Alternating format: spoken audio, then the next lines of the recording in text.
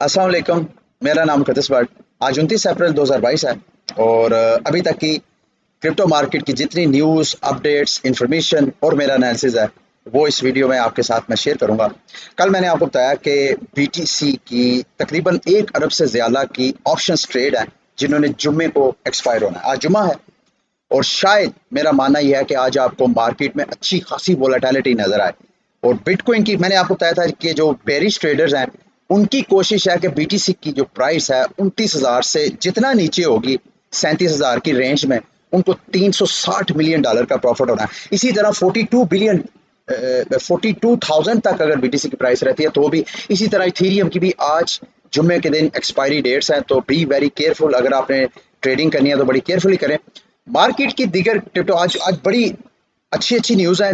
दो न्यूज़ है वो आपके साथ शेयर करनी है और साथ इस वीडियो के लास्ट में जाके कल के बुलेटिन में मैंने आपको बताया कि अगर आपके पास इथीरियम पड़ा है तो कैसे आप इथीरियम से मजीद इथीरियम टोकन अर्न कर सकते हैं। आज की वीडियो में मैं आपको बताऊंगा कि अगर आपके पास लूना टोकन्स है, अगर आपके पास एवेलॉन्च पड़ा हुआ है, अगर आपके पास बीटीसी है तो कैसे उनसे आप मजीद स्टेकिंग वगैरह करके प्रॉफिट कमा सकते हैं। तो वो मुख्तलिफ मेथड्स हैं वो इस वीडियो के लास्ट में डिस्कस करेंगे।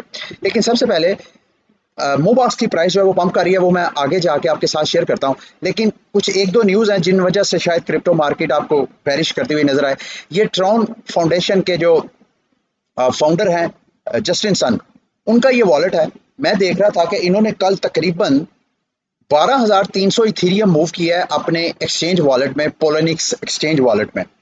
अब ये क्यों किया है नोबडी नोस, क्योंकि आपको पता है कि ये जो नेक्स्ट मंथ स्टार्ट हो रहा है तब इन्होंने अपना टेरा लूना की तरह अपना एक एल्गोरिथमिक स्टेबल कोइन लॉन्च करना है और शायद उसकी वजह से ये बाइंग से कर रहे हैं। मोस्ट प्रोबेबली जो मार्केट में एनालिस्ट कह रहे हैं कि शायद ये इथीरियम को डंप करे। ये तकरीबन $36 मिलियन की ये अमाउंट है।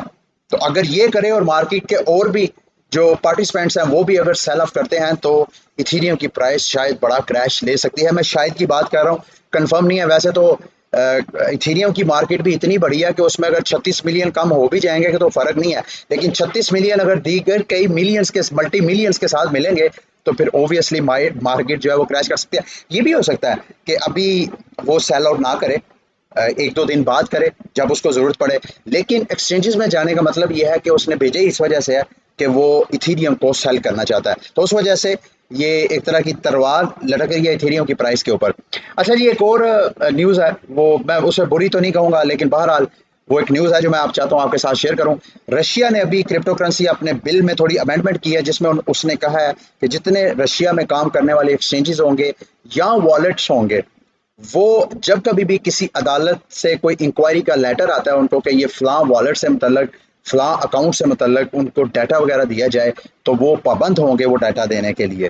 तो ये एक तरह का अमेंडमेंट है। अगर ऐसा होता है तो एक तरह की और टाइटनिंग वगैरह होगी उसके अंदर। चले जी, अब सबसे बड़ी बिग बिग न्यूज़, ये world is changing right now. ये उसकी पहली यूं समझ लें कि एक ईंट है जो रखी गई है कल। जो अमेरिका दुनिया के जो बड़े बड़े बैंक्स हैं उनमें गोल्डमैन सैक्स का नाम शामिल होता है। उन्होंने फॉर द फर्स्ट टाइम किसी भी रवायती बैंकिंग सेक्टर में बुनियाद रखी है। उन्होंने भी बिटकॉइन बैक्ड लोन लोन देना शुरू कर दिए हैं। इसका मतलब क्या है, आने वाले वक्तों में अगर आपने बैंक से घर के लिए लोन लेना है, कार के लिए लेना है या कहीं भी आपने बैंक फाइनेंसिंग करवानी है, तो ज़रूरी नहीं आप कोई फिजिकल टेंजिबल चीज़ों को कोलेटरल रखें, गिरवी रखें। अगर आप लोगों ने क्रिप्टो करेंसीज बाय की हैं तो आप क्रिप्टो करेंसीज भी स्टेक रख के कोलेटरल रख के बैंक से लोन ले सकते हैं। तो ये आने वाले रेवोल्यूशन की मैं समझता हूँ ये एक इब्तदा हुई है। एक बैंक है, आहिस्ता आहिस्ता दीगर बैंक्स फॉलो करेंगे और ये पूरी जो क्लास है, ये बैंकिंग सेक्टर, ये आहिस्ता आहिस्ता इस तरफ जाएगा। तो उससे आपको एडवांटेज क्या होगा?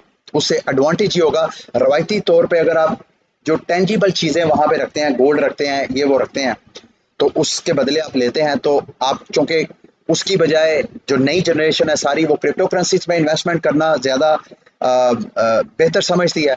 वो समझती है इधर ज़्यादा प्रॉफिट है, तो वो क्रिप्टो करेंसी बाय करके अगर कोलेटरल रखेंगे तो उसको जब वो सारी वो बैंक को पेमेंट कर देंगे, 2 साल 3 साल की जो टर्म होती है, उसके बाद जब उनका बीटीसी वापस आएगा या और क्रिप्टो करेंसी जिसको कोलेटरल रख के लिए जब वो वापस आएगा उस टर्म के बाद, तो वो कई गुना जितना उन्होंने लोन लेके पे बैक किया होगा उनको कई गुना उसमें बेनिफिट होगा। तो ये एक रेवोल्यूशन की इब्तदा है, ये मैंने आपको बता दिया है। अच्छा जी, अब कल के न्यूज़ में मेरा ख्याल है या परसों के न्यूज़ में मैंने आपको अफ्रीका के कंट्री, वो जो सेंट्रल रिपब्लिकन था, अफ्रीकन सेंट्रल रिपब्लिक, उसने मैंने बताया कि वहाँ भी बिटकॉइन को लीगल टेंडर करार दिया गया। अभी ये तीसरा कंट्री है जो इस रेस में शामिल हो गया। Panama assembly passes bill regulating bitcoin and crypto. और वो क्या करना चाह रहे हैं, वो क्रिप्टो मार्केट को रेगुलेट करना चाहते हैं और बिटकॉइन को एज अ पेमेंट मेथड पूरे मुल्क में राइज करना चाहते हैं, जैसे एल साल्वाडोर ने किया। अच्छा, रेगुलेशन वो क्या करना चाहते हैं क्रिप्टो मार्केट में, वो ये टैक्स नहीं लगाना चाह रहे, बल्कि जितने क्रिप्टो पार्टिसिपेंट्स हैं, पनामियंस जो हैं, उनको वो कैपिटल गेन टैक्स में छूट दे रहे हैं, कोई टैक्स नहीं है। तो ये एक तरह का दूसरी कंट्रीज के लिए यूं समझ लें कि एक्सपेरिमेंटल लैब हो सकती है आने वाले वक्तों में। अगर कोई और कंट्री बिटकॉइन को, इस मार्केट को, क्रिप्टो मार्केट को रेगुलेट करना चाहता है, तो पनामा को वो स्टडी कर सकता है कि वहां पे capital gain tax, El Salvador को टैक्स स्टडी कर सकता है कि वहां पे कैपिटल गेन टैक्स बिल्कुल ना करके वहां की इकोनॉमी को क्या सपोर्ट मिली है, यहाँ की इकोनॉमी क्रैश किया है। तो ये भी एक तरह का रोल मॉडल होगा। ठीक है, मोबाक्स की ये जो टॉन लॉन्चिंग है, उस वजह से मोबाक्स की प्राइस आपको पंप करती हुई नजर आती है। और साथ ऑक्सी इन्फिनिटी की भी कल की अपडेट है। ऑक्सी इन्फिनिटी ने अपना जो रोनन का हैक हुआ था उसकी डिटेल पोस्टमार्टम किया कि एक्चुअली हैकिंग हुई कैसे है, बड़ी डिटेल उन्होंने सारी इंफॉर्मेशन बताई है। और आपको अगर आप भूल गए तो मैं बता देता हूँ, तकरीबन 1,73,000 के करीब इथीरियम यहाँ से हैक हुए थे। टोटल जो हैकिंग हुई थी $600 मिलियन की ज्यादा, और यूं समझ लें कि शायद इस साल की सबसे बड़ी हैकिंग, और शायद हिस्ट्री में भी इतनी बड़ी वॉल्यूम की कोई हैकिंग नहीं होगी। और इसका ताल्लुक नॉर्थ कोरिया के जो हैकिंग ग्रुप है लिज़ोरिस, उसके साथ जोड़ा गया था। खैर, ये तो कह रहे हैं कि आने वाले वक्तों में हम रिस्टोर करेंगे फंड्स को। मोबाक्स की और इसकी मैं न्यूज़ शेयर करने के साथ आपको एनालिसिस ये करूंगा। देखिए, मेरा मानना यह है कि जितनी पुरानी टॉप क्रिप्टो गेमिंग प्रोजेक्ट्स हैं वो आपको इस वक्त क्राइसिस में नजर आ रहे हैं। शायद एक तो मेन वजह यह है कि पूरी मार्केट इस वक्त बैरिश इन्वायरमेंट के अंदर मूव हो रही है, एक ये वजह हो सकती है। दूसरी वजह इनकी जो अपनी टोकनोमिक्स है, जो अपनी टोकन की जो इनकी इकोनॉमी है, वो इतनी स्टेबल नहीं है। बल्कि जो पूरी गेमिंग इंडस्ट्री है आजकल, स्टेप इन का चर्चा है, और स्टेप इन का भी एक एंड है। अब वो एंड कब है, नोबडी नोस। तो जब भी कोई क्रिप्टो प्रोजेक्ट के अंदर, खसूसन गेमिंग प्रोजेक्ट में आपने इन्वेस्टमेंट करनी है, तो वो आपने अर्ली टाइमिंग में करनी है। ईद की छुट्टियां आ रही हैं, तो मैं सोच रहा हूँ कि ईद की छुट्टियों में मैं, शायद मेरे पास टाइम ना हो बुलेटिन अपलोड करने का, तो मैं आपके लिए 3 दिनों में ऐसी 3 वीडियोस बनाने का प्रोग्राम कर रहा हूँ। एक छोटा सा कोर्स होगा कि कैसे आप क्रिप्टो मार्केट में जेम्स को स्पॉट कर सकते हैं, ऐसे प्रोजेक्ट को अर्ली टाइमिंग में स्पॉट करके उसमें इन्वेस्टमेंट कर सकते हैं, इन्वेस्टमेंट की स्ट्रेटजीज क्या है। ये 3 मुख्तलिफ किस्म की मैं कोशिश कर रहा हूँ। मैं सोच रहा हूँ, अभी मैंने कंफर्म नहीं किया, मैं आप लोगों के लिए वो यूं समझ लें कि एक ऐसी वीडियो की सीरीज बनाऊंगा जो आपके लिए बहुत फायदेमंद होगी। तो आपने वो लाजमी वॉच करनी है अगर मैं उसको अपलोड करता हूं तो। ठीक है। अच्छा जी, कोइनबेस ने अभी अपना एक launches a new line of products to mitigate fraud. Coinbase ने पहले क्या, ये जो बड़े बड़े एक्सचेंजेस होते हैं, इनके इंटरनल मैकेनिज्म होते हैं जिसमें वो अगर कोई फ्रॉड वगैरह की रिपोर्टिंग होती है तो वो इदारों के साथ मिलकर बड़ा कोलैबोरेट करते हैं। लेकिन कोइनबेस ने ऐलान किया कि अब वो इंटरनल जो उनका मैकेनिज्म था सारा, उसको अब वो पब्लिक करना चाहते हैं।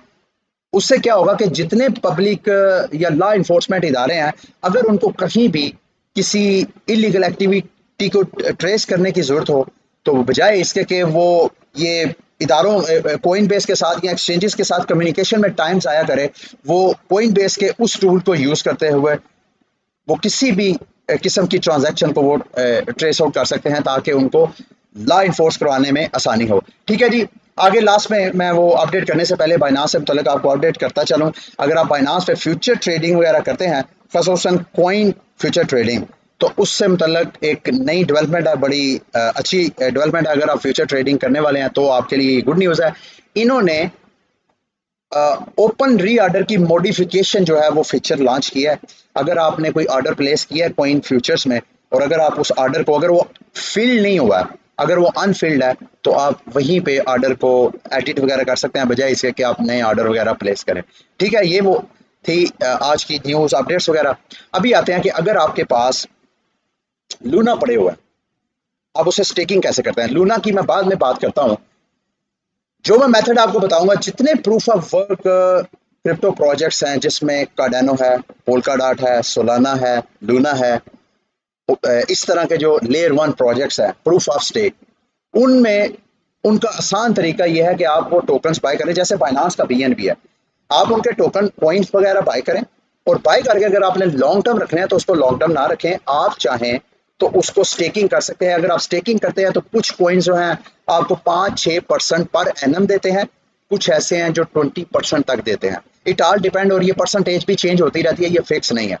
तो अभी जो इस वीडियो में मैं आपके साथ शेयर करूंगा लूना से मुतल्लक, एवेलॉन्च से मुतल्लक और बीटीसी से मुतल्लक। लेकिन एंकर प्रो में कल मेरे किसी ने वीडियो के नीचे कमेंट किया कि सर जो लूना की रिस्क है उस हवाले से कोई बात करें। देखिए लूना के, मैंने आपको बताया था कि लूना एक ट्राइका है। लूना का जो पूरा इकोसिस्टम है उसकी इमारत 3 पिलर्स के नीचे खड़ी है। एक साइड पे आपको उनका एंकर प्रोटोकॉल नजर आता है, एक साइड पे आपको उनका स्टेबल कॉइन यूएसटी नजर आता है, और एक साइड पे लूना टोकन नजर आता है। जो पूरी इसके इकोसिस्टम की पॉपुलैरिटी है, उसकी ग्रोथ है, उसका ताल्लुक है यूएसटी की डिमांड के ऊपर, इनके स्टेबल कॉइन की डिमांड के ऊपर। और स्टेबल कॉइन की डिमांड कौन बनाता है, बढ़ाता है इनका एंकर प्रोटोकॉल। ये इस वक्त जो आपको स्क्रीन पे नजर आ रहा है, जब एंकर प्रोटोकॉल 19.5 पर एपीआर ऑफर करवाता है, तो दुनिया में कोई ऐसा पॉपुलर स्टेबल लेजिड प्रोग्राम नहीं है जो इतना ज्यादा एपीआर ऑफर करवाए, इतना ज्यादा जो है वो स्टेकिंग में ऑफर करवाए।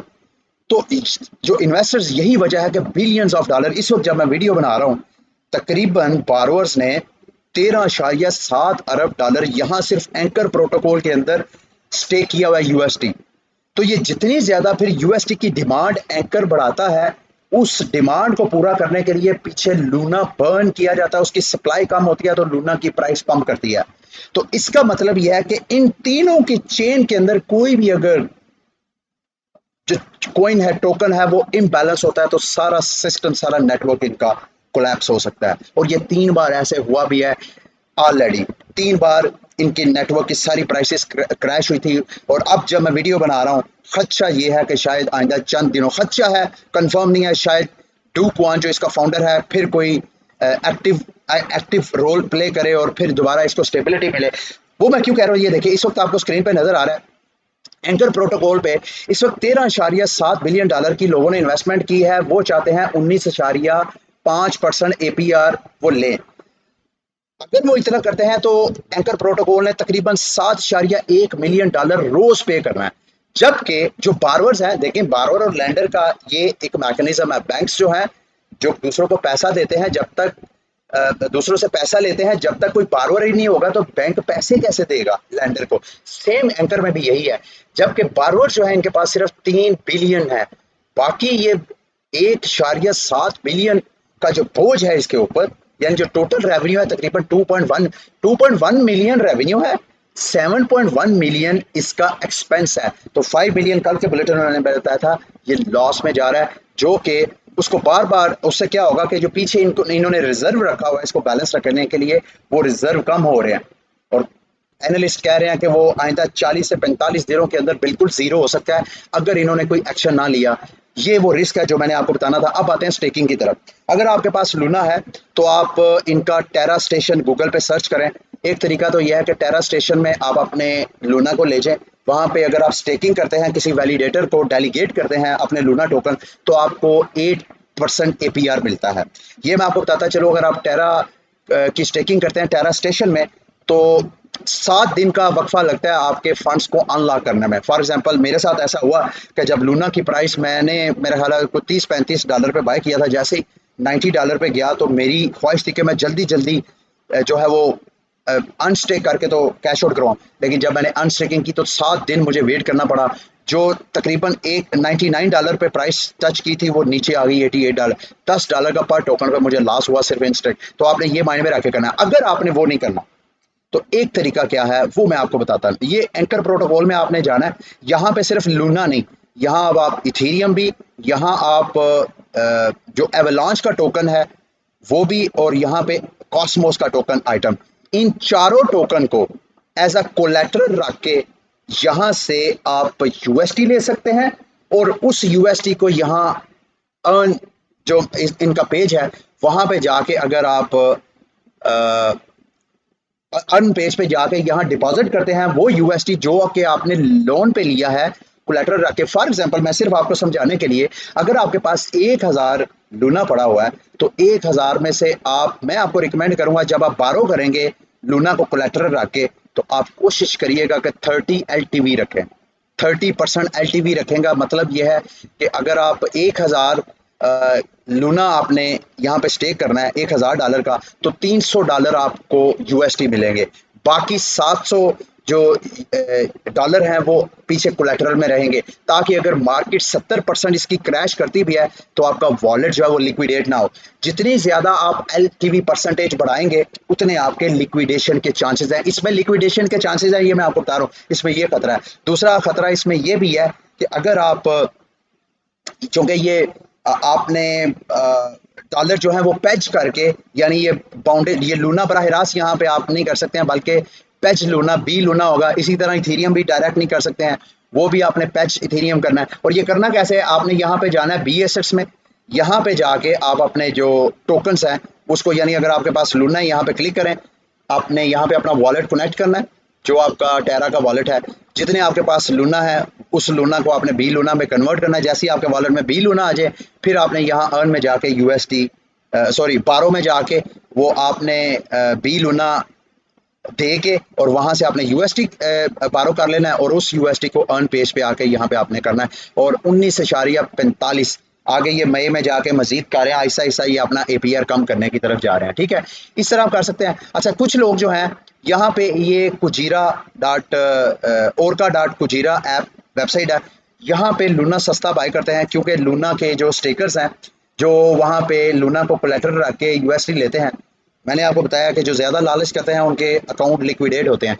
तो यहाँ पे अगर आप चाहें कुजीरा में जाके वो लिक्विडेटेड बैलेंस जो है वो यहाँ से सस्ते में बाय कर सकते हैं। यहाँ पे आप 25% डिस्काउंट, यानी अगर लूना के जो उधर अकाउंट्स हैं वो लिक्विडेट होते हैं, वो यहाँ कुजीरा में जाते हैं, और जो टेरा का सारा मैकेनिज्म है, उनका सारा नेटवर्क है, वो अपने फंड्स को बचाने के लिए उनके इन्वेस्टर के फंड को लिक्विडेट करते हैं, और यहाँ पे वो सस्ते टोकन्स बाय करते हैं। और आप यहाँ पे चाहें तो लूना के सस्ते दाम आप बाय कर सकते हैं। 25%, 50%, 75%, 100% डिस्काउंट की ऑप्शंस हैं, लेकिन ज़्यादातर ट्रेड जो लगी हुई हैं 6%, यानी 6% के ऊपर जो लूना की ट्रेड्स लगी हुई हैं वो तकरीबन 18 मिलियन के करीब मेरा ख्याल है ये।